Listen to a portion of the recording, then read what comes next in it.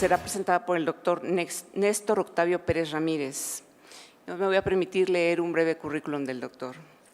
El doctor Néstor Octavio Pérez Ramírez nació en Oaxaca, México, en el año 1972 y se tituló en 1995 como químico, bacteriólogo y parasitólogo del Instituto Politécnico Nacional, en donde también obtuvo su maestría en ciencias con especialidad en microbiología en 1998 y su doctorado en ciencias en el 2001.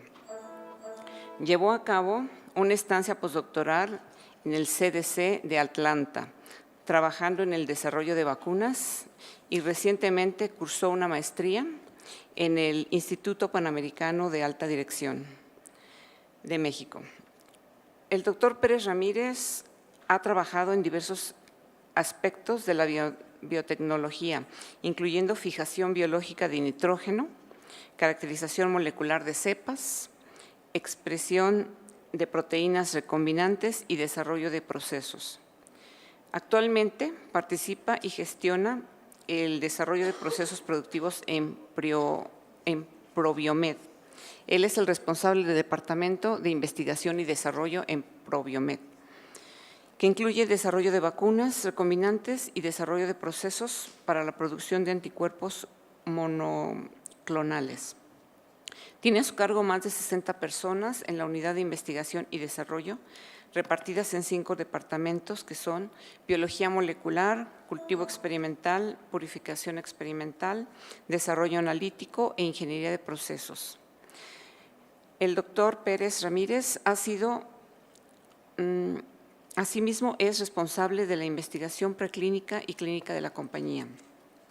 Ha sido responsable técnico en 8 proyectos de investigación y desarrollo apoyados por el CONACYT. Como resultado de sus investigaciones, ha presentado trabajos en 20 congresos nacionales e internacionales y ha sido coautor de 3 artículos de divulgación, 4 capítulos en libros, 40 publicaciones en revistas especializadas JCR, 3 artículos en revistas indexadas del CONACYT y una patente. Ha formado un alumno de doctorado, 3 de maestría y 4 de licenciatura. Sus trabajos han sido citados 400 veces en total. El doctor Pérez Ramírez es miembro del Sistema Nacional de Investigadores, nivel 1, es miembro de la Academia Mexicana de Ciencias y ha sido galardonado con el Premio Estatal de Ciencia y Tecnología del Estado de México en el 2013. Y obtuvo la presea Estado de México en la denominación de Ciencias José Antonio Alzate en el 2016. Pido un aplauso para recibir al doctor Néstor Octavio Pérez Ramírez.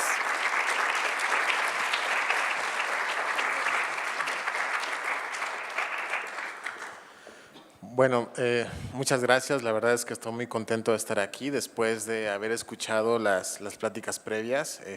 Me siento un poco, no sé, como que tengo adelante un reto muy importante porque la verdad es que todos dieron unas ponencias excepcionales y bueno, quiero agradecerle a la doctora Viviana por la invitación para estar aquí con ustedes y sobre todo tener la oportunidad de poder platicar con la gente joven que es realmente ahorita la que pues, es el futuro de México, ¿no? Y vamos a ver de qué forma podemos nosotros ayudar a que ustedes se decidan por su futuro, ¿no? Por el futuro que quieren tener ustedes y el futuro que quieren para este país.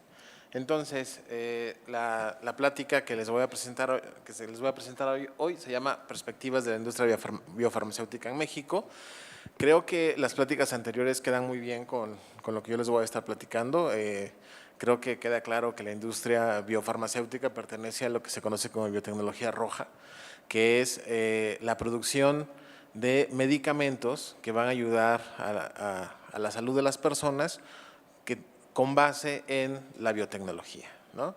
Entonces, para empezar, les quiero pasar lo que sería la agenda de la plática. Primero que nada, les quiero presentar un poco lo que representa el impacto de la biotecnología para las economías de los países, cómo se ve realmente el impacto que tiene, ¿no?, sobre el bienestar de una población. Después les voy a hablar muy brevemente acerca de lo que son los medicamentos biotecnológicos. También voy a hablar de los medicamentos biocomparables, que es lo que hacemos en la compañía en la que yo trabajo. les voy a presentar la empresa Probiomed y vamos a definir un poco de la situación actual en la que se encuentra la biofarmacéutica en México. Entonces, nada más, la intención de esta filmina es darles una idea de cómo el Producto Interno Bruto de un país tiene que ver directamente con el bienestar de las personas que viven en él, ¿no?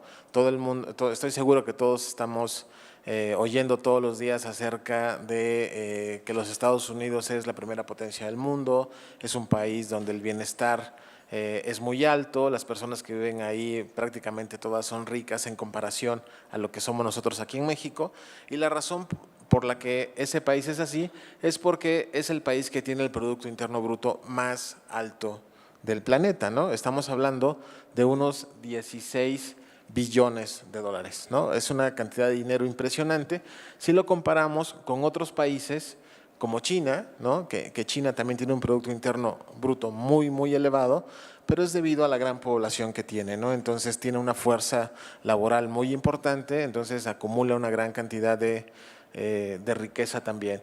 Pero pues nosotros también estamos acostumbrados a algunos países que sabemos que son desarrollados como Japón, Alemania, pero aún así el Producto Interno Bruto que producen parece ser en comparación no tan grande como el de Estados Unidos, sin embargo todavía mantienen una calidad de vida muy importante. Y esto también tiene que ver con el tamaño de su territorio y con el tamaño de su población.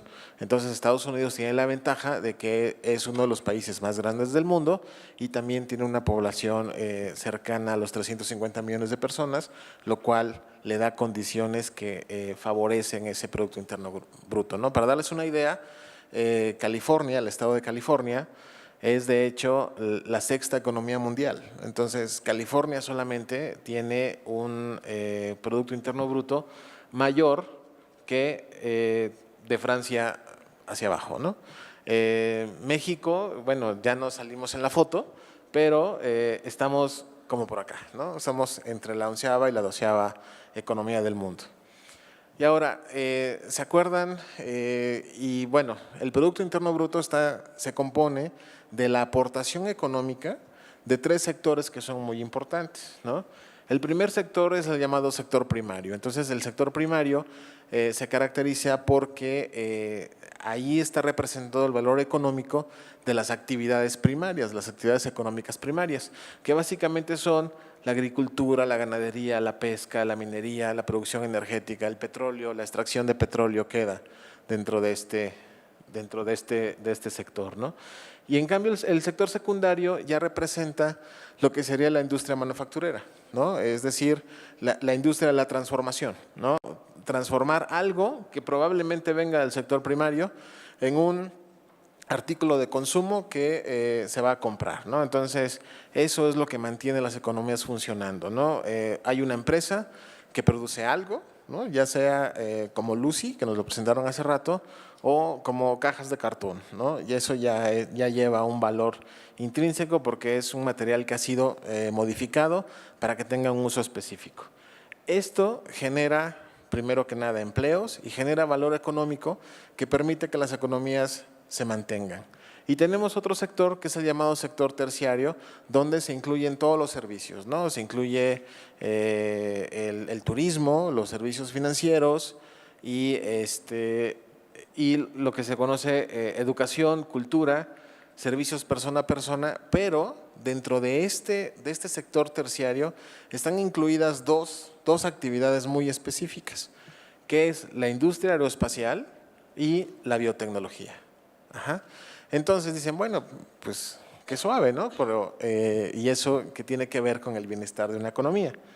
Bueno, resulta de que los que se dedican al estudio de la economía se han dado cuenta de que pueden definir simplemente por ver la aportación al Producto Interno Bruto de un país de cada uno de estos sectores, pueden definir el nivel de bienestar que tiene ese país. Entonces, si cuando nosotros analizamos un país que tiene un Producto Interno Bruto en el cual el sector primario es el que le da la mayor cantidad de aportación a su Producto Interno Bruto, ellos lo definen incluso como una civilización tradicional, ¿no? Es una civilización tradicional que existía en la Edad Media. Es decir, el ejemplo claro de este tipo de economía es la sociedad feudal que existía en la Edad Media. Una sociedad donde el sector primario tiene una mayor aportación se define como una economía en transición, y una economía que tiene un sector terciario muy sólido es una economía que ya ha alcanzado su máximo desarrollo. Entonces, cuando los vemos juntos, podemos definir una economía de bajo ingreso, porque su sector primario es muy importante en relación con su sector secundario y terciario. Una economía de alto ingreso tiene un sector primario pequeño, relativamente hablando, porque no quiero que piensen que no es importante producir alimentos, ¿no? Al contrario, es muy importante. Pero el sector terciario es lo que le aporta el valor, la mayor proporción de valor a su economía, ¿no?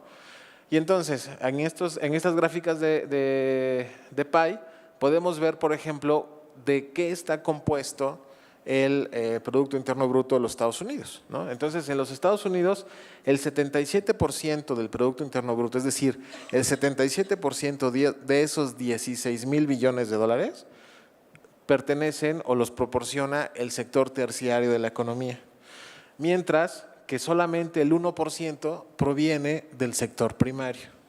Ajá. Una economía como Haití, que todos estarán de acuerdo que es el país más retrasado de América, ¿no? De hecho es el país que ha alcanzado el menor desarrollo en nuestro continente, su sector primario proporciona el 25% de su economía, lo cual quiere decir que muchas personas dependen exclusivamente de lo que pueden producir. Fíjense cómo Estados Unidos y Alemania tienen unas proporciones similares, caracterizadas porque solamente el 1% de su Producto Interno Bruto proviene de esa actividad. Y si lo comparamos con México, bueno, la verdad es que no nos vemos tan mal, ¿no? Porque el 63% de nuestro Producto Interno Bruto proviene de los sectores, del sector terciario, el 33% de la industria y el 4% de la agricultura. Ajá. Ahora, esto no quiere decir que seamos una economía desarrollada, ¿sí? Digo, lo vivimos todos los días, ¿no? Pero una cosa que me gustaría que quede muy claro, esto no quiere decir que México debería descuidar su producción, ¿no? Su sector primario, porque finalmente de eso vivimos, ¿no? Pero tampoco podemos decir que el campo debe ser lo más importante, ¿no? El campo es importante porque nos da autonomía, nos da autosustentabilidad. Si nos sobran aguacates, los podemos exportar, ¿no? También son una fuente de ingreso importante. El problema es que este 1% de los 17 billones de dólares que le proporcionan al Producto Interno Bruto de los Estados Unidos, en realidad representa 170,000 millones de dólares, ¿sí? Y esos 170,000 millones de dólares es muchísimo dinero. ¿Qué quiere decir eso? Que el campo en los Estados Unidos pues es un campo altamente tecnificado, altamente productivo y que produce suficiente para mantener su propio país, ¿no? Las importaciones que hace Estados Unidos de alimentos son pequeños lujos, como el aguacate, ¿no? Como el aguacate que nosotros exportamos a los Estados Unidos es un lujo para ellos, ¿no? Es una fruta que la consideran hasta exótica, ¿sí? Y en cambio, este 4% de los 1.3 billones de dólares que representa el Producto Interno Bruto de México, representa 0.013 billones, que son 13,000 millones de dólares. Entonces, sigue siendo una cantidad importante de dinero, por supuesto, pero no es realmente una cifra para que todos estemos felices de lo que estamos haciendo por el campo en México, ¿no? El campo de México necesita crecer, necesita tecnificarse, necesita ser más productivo. Y entonces, la intención de esta diapositiva es demostrar que el sector primario sigue siendo muy importante. Un país que no tenga un sector primario sólido tampoco va a poder llegar al desarrollo, Pero una vez que ha llegado al desarrollo, lo que aporta a su economía ese sector primario se ve reducido por la magnitud de lo que los otros dos sectores realmente deben aportar. Ajá. Es por eso que hace poco se acuerdan que con todas estas políticas que se están implementando a través del nuevo presidente de los Estados Unidos, Donald Trump, Ford decidió no abrir una planta en San Luis Potosí, ¿no? Y eso dice uno, bueno, pues que se vaya Ford y no pasa nada, ¿no? Bueno, es que sí pasa algo, ¿no? En nuestra economía. Esa fábrica representa algo para el sector secundario y representa como 10,000 empleos directos y 50,000 empleos indirectos para los mexicanos. Entonces son empleos que ya no vamos a tener, es una aportación de valor económico que va a impedir o va a retrasar, digamos, la generación de valor de nuestra economía. Entonces, realmente la clave aquí es la generación de valor. Y entonces, todos hablamos de que México pues, es un país emergente y somos una gran promesa, ¿no? Entonces, aquí la pregunta y con signos de admiración y de interrogación es, ¿realmente seguimos siendo una gran promesa? Pues, ¿qué creen? Les tengo una noticia. ¿Han oído ustedes hablar del bono poblacional? ¿Saben qué es eso? ¿O han oído hablar de las pirámides poblacionales? ¿Sí? ¿Más o menos? Bueno, ustedes ahorita son la base de la pirámide poblacional de México, ¿sí? O sea, una población sana tiene precisamente una forma piramidal, es una pirámide. La población joven debe ser más numerosa que la población vieja, ¿sí? ¿Por qué? Porque cuando los viejitos, y me incluyo aquí porque creo que por respeto no chiflaron cuando dijeron en qué año nací, como hace rato, pero cuando nosotros dejemos de ser productivos, pues ahorita estamos depositando cierta cantidad de dinero en nuestro Afore y tenemos seguridad social y tenemos ciertas cosas, pero cuando nosotros dejemos de producir, alguien nos va a tener que mantener. Idealmente, nos deberíamos mantener con nuestros propios recursos. Es por eso que surgen todas estas, las famosas Afores, ¿no? Para que cuando tú dejes de trabajar, sea tu propio dinero el que te mantenga. Pero si han hecho las cuentas, yo creo que no va a alcanzar.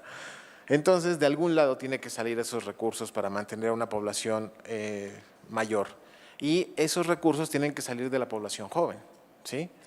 Pero en el mundo se está presentando un fenómeno interesante, se está revirtiendo la forma de la pirámide poblacional.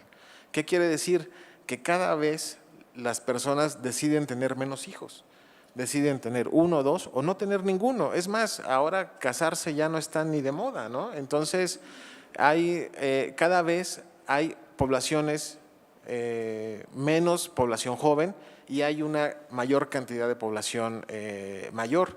Por ejemplo, eso está pasando en Europa, ¿no? Y es por eso que Europa fue muy permisiva para permitir la inmigración de personas que venían de África o del Medio Oriente.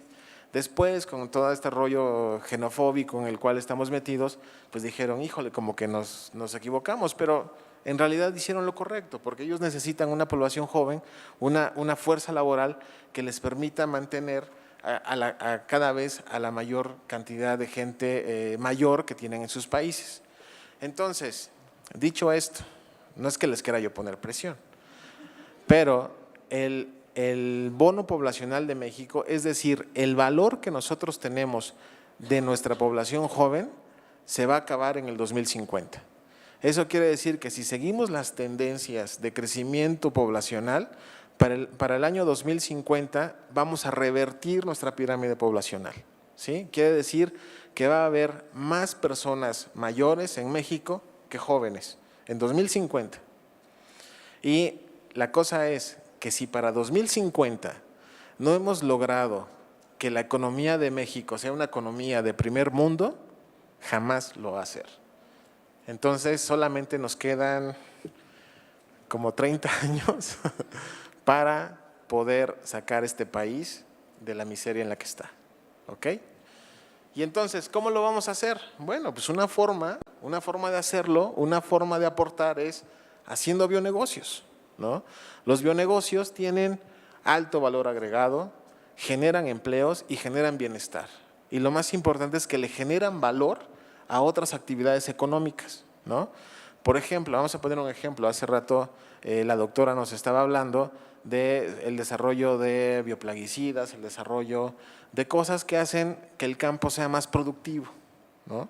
Entonces, ahorita está muy de moda, por ejemplo, incluso en el súper ya tenemos diferenciados los jitomates de siempre de los jitomates orgánicos, ¿no?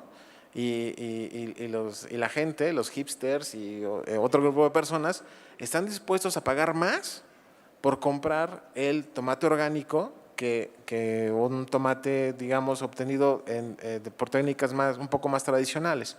Entonces, eso es agregación de valor, ¿no? ¿Qué quiere decir? Bueno, pues que ese jitomate no fue fertilizado, pero para que estuviera sano y bonito, pues a lo mejor en sus raíces tuvo un fijador de nitrógeno o tuvo un productor de ácido indolacético o tuvo una PGPR que permitió que el tomate creciera suculento, ¿no? Creo que esa es la palabra adecuada, que el tomate estuviera suculento para que tú estuvieras dispuesto a pagar más por tener un producto que sabes, pues que es lo más natural posible, ¿ok?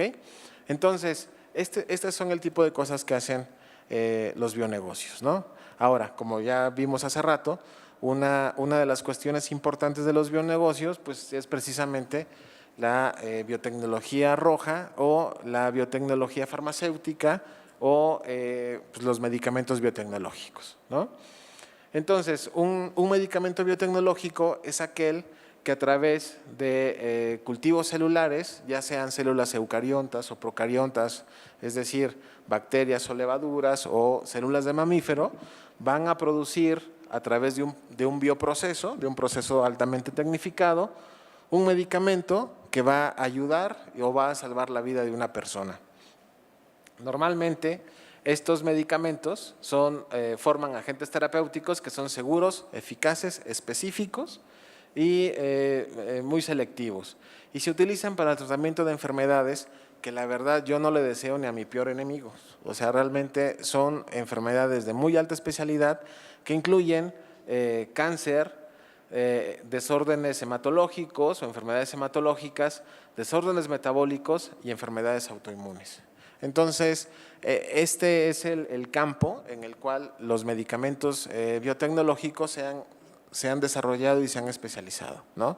Son enfermedades muy graves que afectan a una parte importante de la población. ¿Cómo sabemos esto? Bueno, el Instituto Mexicano del Seguro Social, ustedes saben que aquí en México tenemos una forma muy particular de cómo tratamos a nuestros enfermos, tenemos centralizada prácticamente la atención en el Instituto Mexicano del Seguro Social. El 80% de lo que gasta el IMSS en medicamentos es para el tratamiento de enfermedades crónicas y degenerativas, que es precisamente en el grupo en que se incluyen los medicamentos biotecnológicos. El resto pues, se gasta pues, en otras enfermedades. Y la industria biotecnológica es una de las pocas industrias que tiene proyectado un crecimiento garantizado durante los últimos años y va a continuar creciendo, ¿no? Entonces, representa unos 366 miles de millones de dólares de lo que produce este tipo de industria. Y entonces, aquí en México, las empresas como Probiomed producimos lo que se conoce como medicamentos biocomparables. Un medicamento biotecnológico biocomparable es un medicamento no innovador. ¿Qué quiere decir esto? Por ejemplo, tenemos tratamientos que se desarrollaron hace 30 años, ¿no?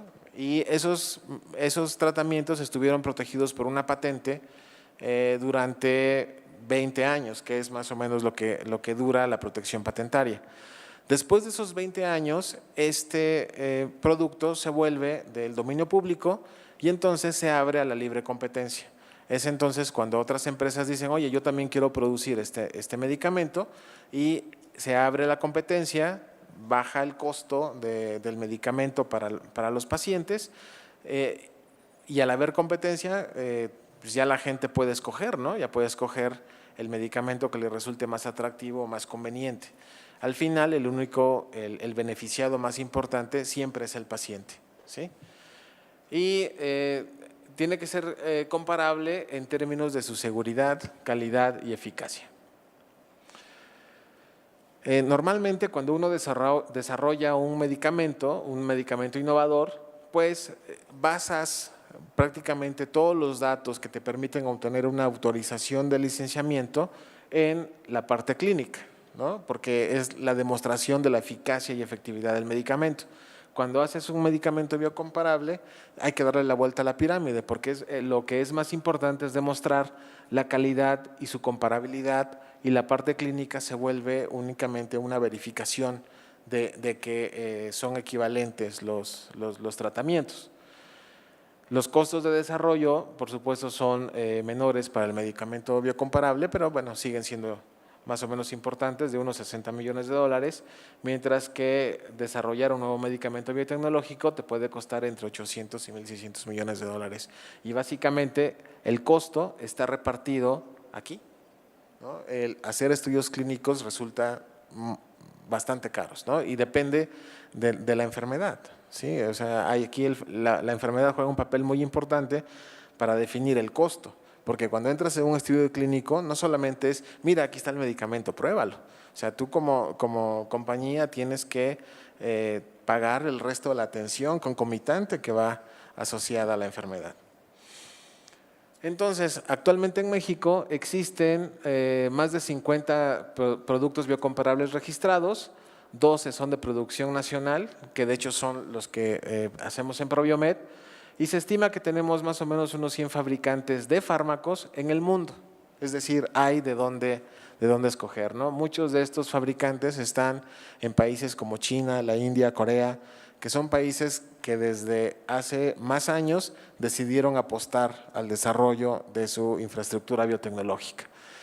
Entonces, el propósito de los medicamentos biocomparables es lograr una reducción de costos y un incremento en la cobertura a los pacientes en nuestro sector salud, ¿sí? Y los beneficios es que, bueno, la fabricación nacional de estos medicamentos evita fuga de recursos financieros y aumenta la recaudación tributaria, ¿no? Por supuesto, hay otros beneficios que son totalmente tangibles, como sería ofrecer un trabajo digno a la gran cantidad de personas que se están preparando actualmente en el ámbito de la biotecnología.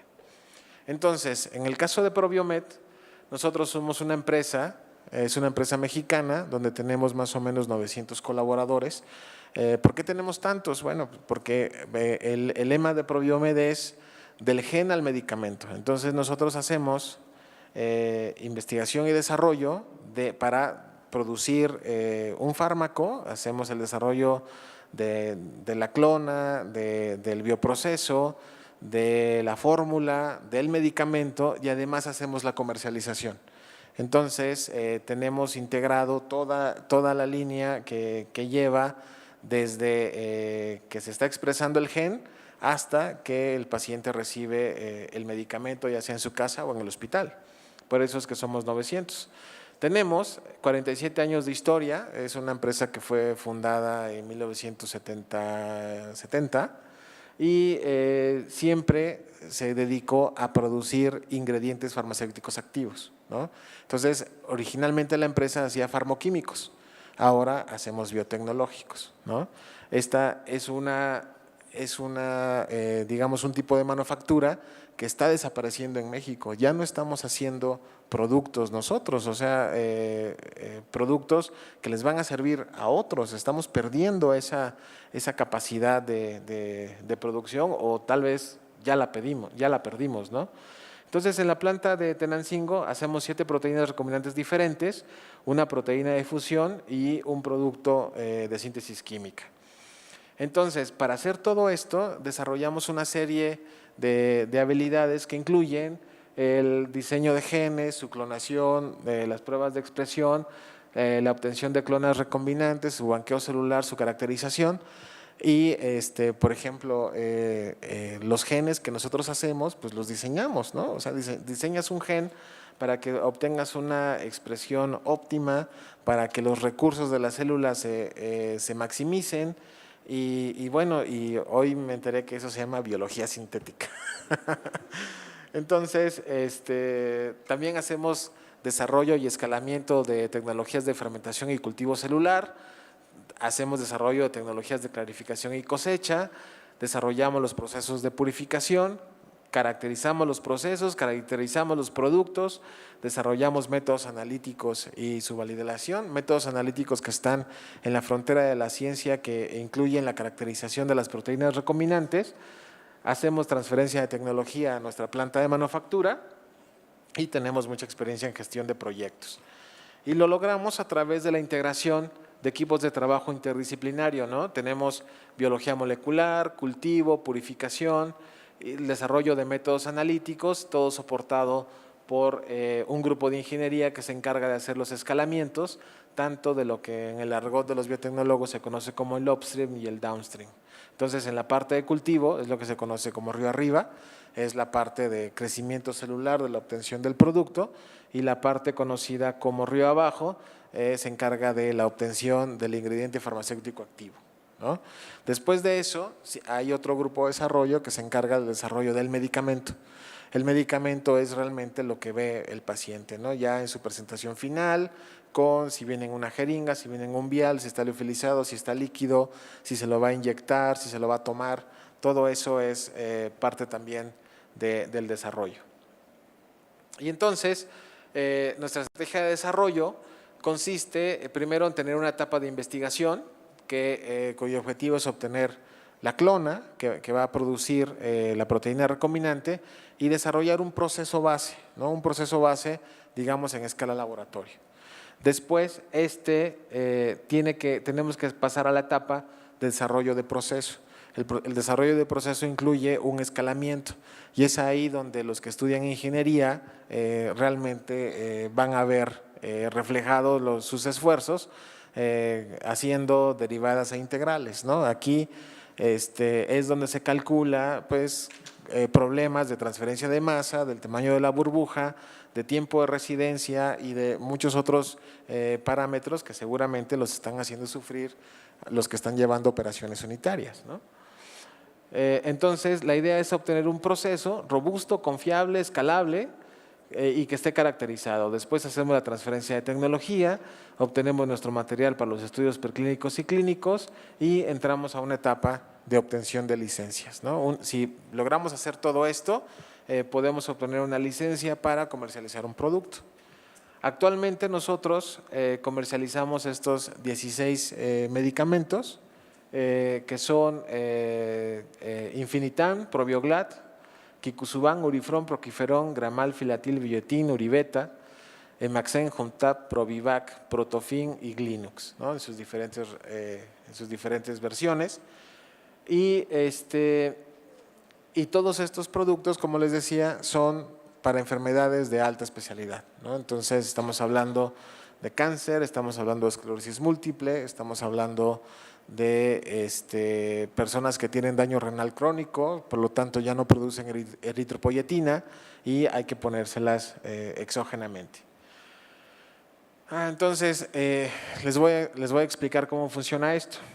La eritropoyetina, que es un agente antianémico, se utiliza como en lo que se conoce como una terapia de sustitución. Las personas que tienen daño renal crónico, por la razón que sea, ya sea por diabetes, ya sea por una enfermedad, por un virus, y les dejan de funcionar los riñones, no solamente pierden la capacidad de filtrar su sangre, ¿no? Estas personas necesitan ir a diálisis todos los días, 2 veces por semana, en fin. Pero una cosa secundaria que pasa con ellos es que dejan de producir eritropoyetina. Y la eritropoyetina es la hormona que se encarga de estimular la producción de glóbulos rojos. Entonces, además de que tienen que ir a hacerse las diálisis y todo esto, empiezan a sufrir anemia crónica, anemia recurrente.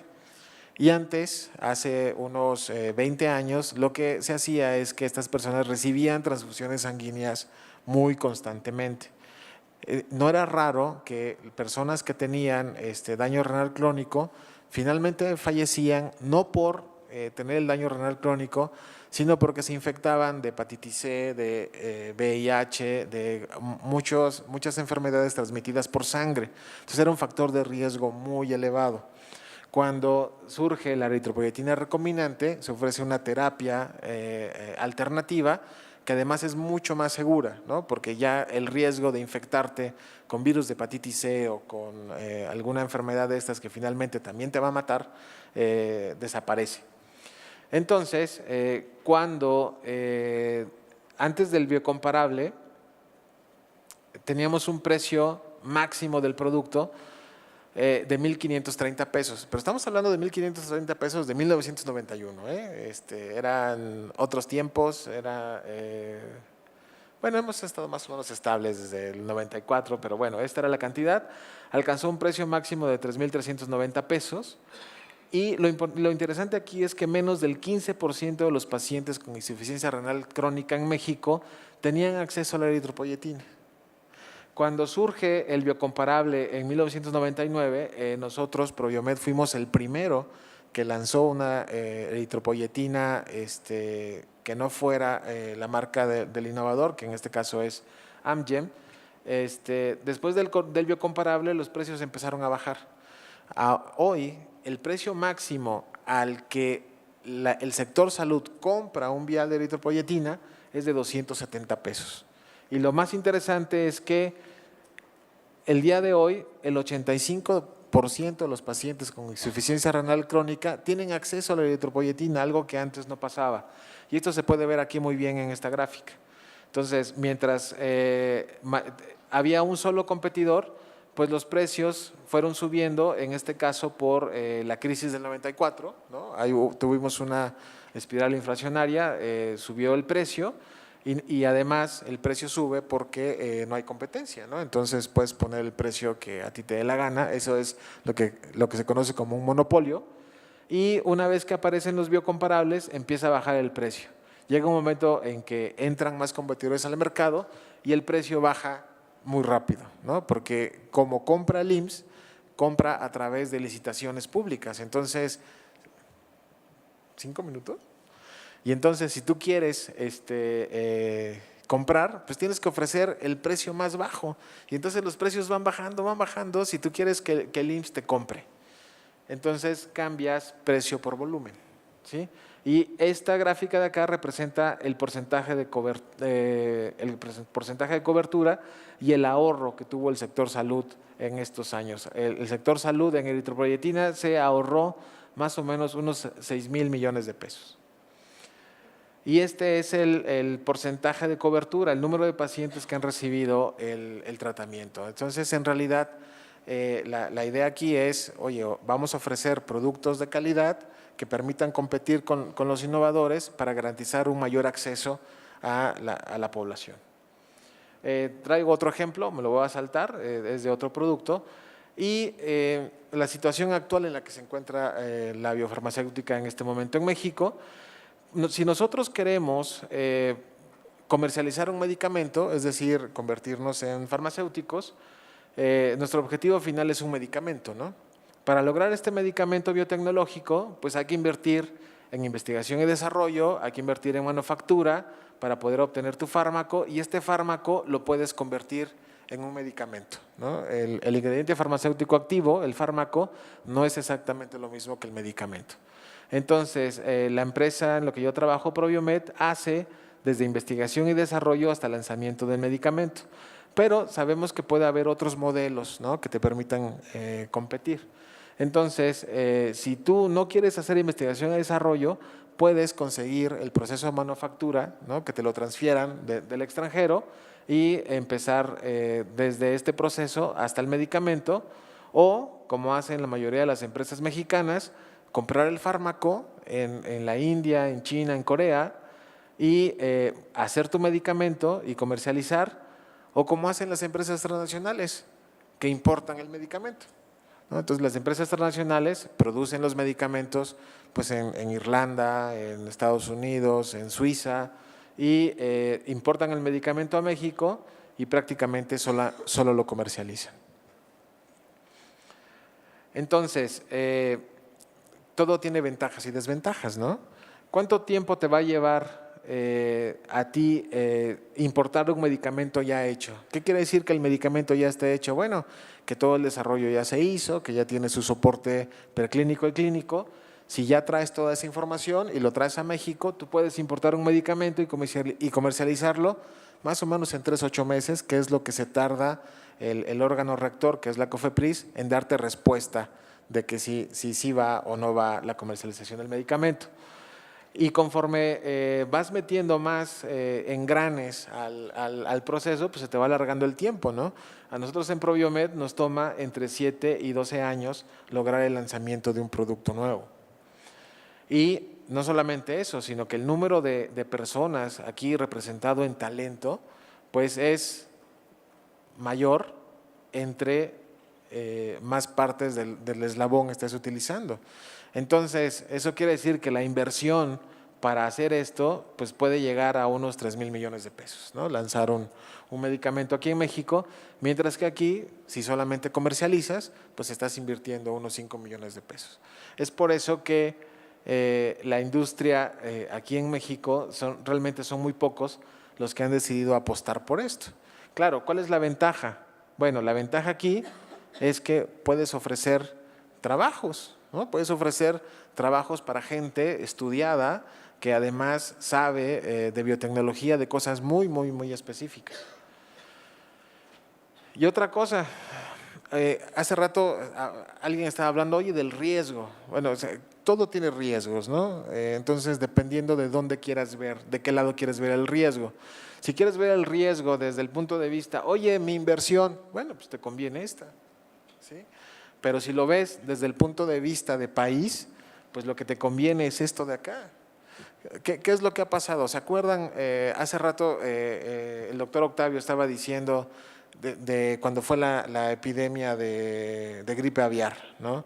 Hubo escasez de Tamiflu, ¿se acuerdan? Entonces el Tamiflu es un producto que, que comercializa Roche, por cierto. Este producto, cuando fue la crisis de gripe aviar, hubo escasez en México. Y hubo escasez por varias razones. La primera, porque todo el mundo corrió a la farmacia y compró de más, o sea, compró mucho más de lo que realmente necesitaba. Es decir, hubo cierta especulación. Pero la verdadera razón por la que hubo faltante es que algunos países dijeron, no, ¿sabes qué?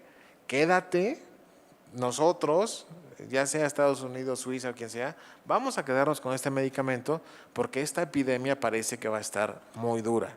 Entonces, si la única forma que teníamos en ese momento de defendernos de la infección era con el Tamiflu, pues le voy a dar preferencia a mi país sobre el resto de los países. Y esto es lo que ocasiona que tengamos una dependencia del extranjero muy importante. Es decir, si algo llega a pasar por política, porque llegó un presidente loco, porque pasó algo, y van a decir, ¿sabes qué? Ya no voy a exportar estos productos y me los voy a quedar para mí solo, o solamente los vamos a exportar para ciertas etnias, para ciertas creencias y ya no les vamos a llevar, pues nos quedamos sin nada, ¿no? Nos quedamos sin nada en detrimento de la salud de nosotros los mexicanos. Entonces, hacer esto, te reduce tu dependencia del extranjero y te permite ofrecer mayor valor agregado a la economía, te permite ofrecer trabajos bien remunerados para la gente joven y, en fin, tiene muchísimas ventajas. Entonces, la biotecnología en México, ¿qué perspectivas son las que tenemos? Bueno, primero, tenemos que lograr una independencia del extranjero y no solamente en los productos.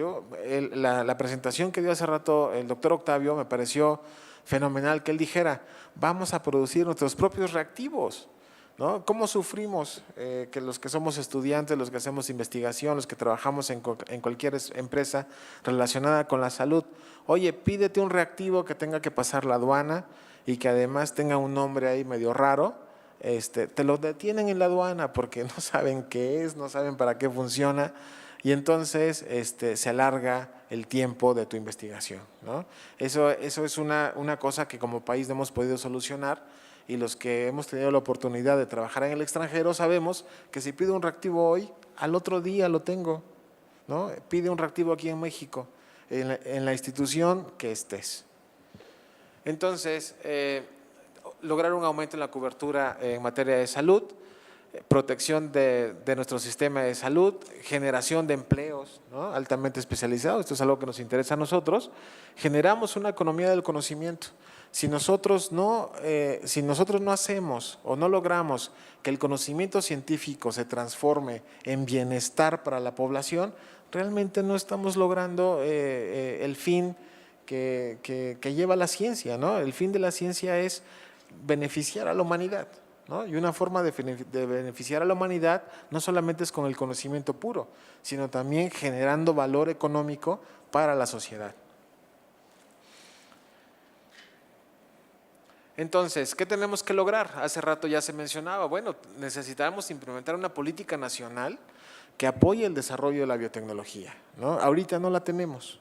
Realmente no la tenemos, o sea, no hay una política clara que favorezca todas las cosas que está haciendo una cantidad de gente impresionante, haciendo trabajos, desarrollos que son muy atractivos. ¿Cuántos de esos se quedan en el cajón de una institución o de que, híjole, ya publiqué el paper y pues ya estuvo, ¿no? Entonces hay muchas cosas que todavía tenemos por hacer. Tenemos que usar el gasto público en el fomento de la integración nacional, no solamente para que se luzca el presidente en turno. Tenemos que usar la infraestructura de salud en México para el apoyo de la industria, ya sea en términos de facilidades para hacer los estudios clínicos que le den el soporte a los nuevos desarrollos. Tenemos que fomentar la colaboración academia-industria, ¿no? Instituciones de salud. Y es necesario encontrar modelos que agilicen y fortalezcan la cultura innovadora. Estímulos e incentivos fiscales para que los empresarios, los que tienen el dinero en México, se decidan a invertir en infraestructura, que es algo que no está pasando, ¿no?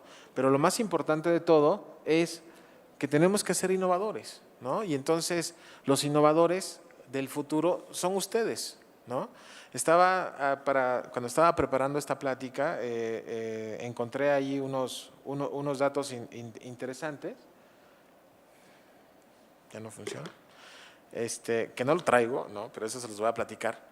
Estaba viendo el número de empresas que existen en México, ¿no? Aquí en México existen registrados, o en el 2015 había registrados 94,000 empresas.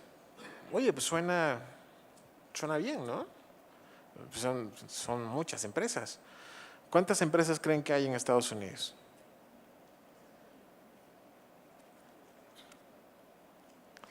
Bueno, hay 14 millones de empresas. Y de estas 14 millones de empresas, 5 millones de ellas están formadas por una sola persona, ¿sí? Entonces, ¿qué quiere decir eso? Todos podemos innovar, todos podemos ser empresarios, ¿sí? Todos podemos poner nuestra empresa, aunque yo sea el único empleado. No importa, esa empresa va a generar un valor. Y lo que nos estaba diciendo Octavio hace rato es muy interesante. Decía, yo quería poner algo que me permitiera, ¿no?, echar a andar la maquinita de que estar recibiendo dinero, pero mis sueños son otros. Mi sueño es llegar a tener una empresa mucho más grande. Entonces, realmente todos nosotros podemos ser empresarios, tener una empresa, iniciar algo que a lo mejor permita en algún momento que alguno de ustedes sea el dueño de una empresa biofarmacéutica. Sería todo por mi parte. Gracias.